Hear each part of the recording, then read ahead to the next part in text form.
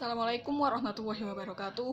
Alhamdulillahirabbil alamin wa bihi nasta'in ala umurid dunya waddin. Assalatu wassalamu ala asyrofil anbiya'i wa imamil mursalin sayyidina wa maulana Muhammadin wa ala alihi wa sahbihi ajmain amma ba'd.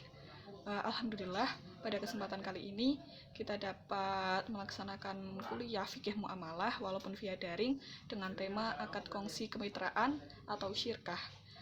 Pada materi kali ini dibuat per individu, yakni dibuat oleh saya sendiri, Rahmania Utami Al-Muhajir, NIM 1119104, kelas HKIC.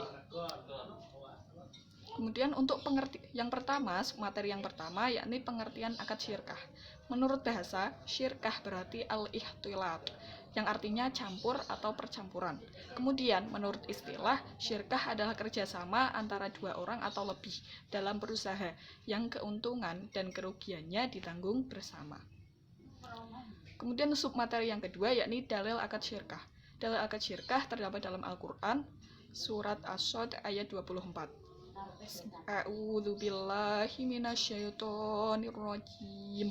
Bismillahirrahmanirrahim.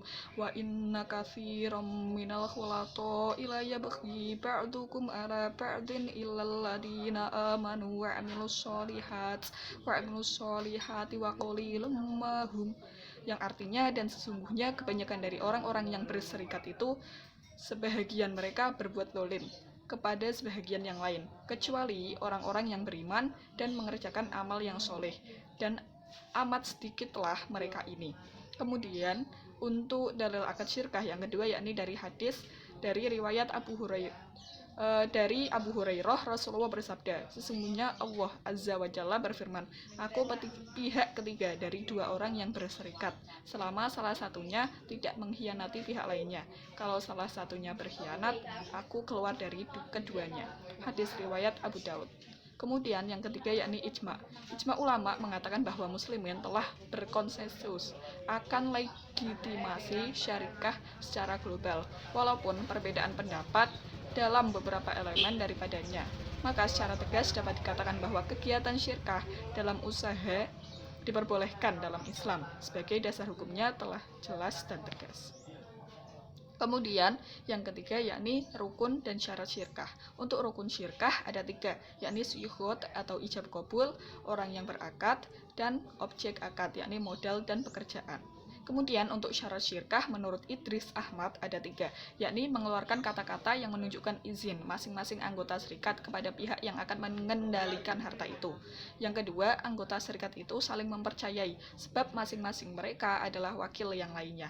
Untuk yang terakhir, mencampurkan harta sehingga tidak dapat dibedakan hak masing-masing, baik berupa mata uang ataupun yang lainnya.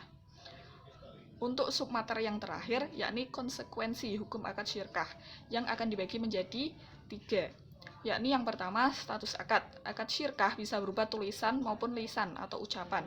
Dalam ucapan seringkali tidak terlalu dihiraukan dan lebih memilih kesepakatan yang berupa tertulis saja atau tulisan saja. Tidak ada larangan yang mengatur karena dalam kontrak syirkah tidak ada bentuk khusus yang harus dipenuhi, sehingga pihak yang berkontrak bebas mengatur perjanjian. Perjanjian tertulis lebih akurat daripada kesepakatan dengan lisan karena tidak ada wujudnya. Kemudian tasarruf. Mustafa Az-Zarqo mendefinisikan tasarruf adalah segala sesuatu atau perbuatan yang bersumber dari kehendak seseorang dan syarak menetapkan atasnya sejumlah akibat hukum atau hak dan kewajiban. Menurut Mustafa Az-Zarqo, tasarruf memiliki 2 bentuk, yaitu tasarruf fi'li atau perbuatan. Tasarruf fi'li adalah usaha yang dilakukan manusia dari tenaga dan badannya, seperti mengelola tanah yang tandus. Kemudian untuk yang kedua, tasarruf qouli, yakni perkataan. Tasarruf qouli adalah usaha yang keluar dari lidah manusia. Tidak semua perkataan manusia digolongkan pada suatu akad. Ada juga perkataan yang bukan akad, tetapi merupakan suatu perbuatan hukum.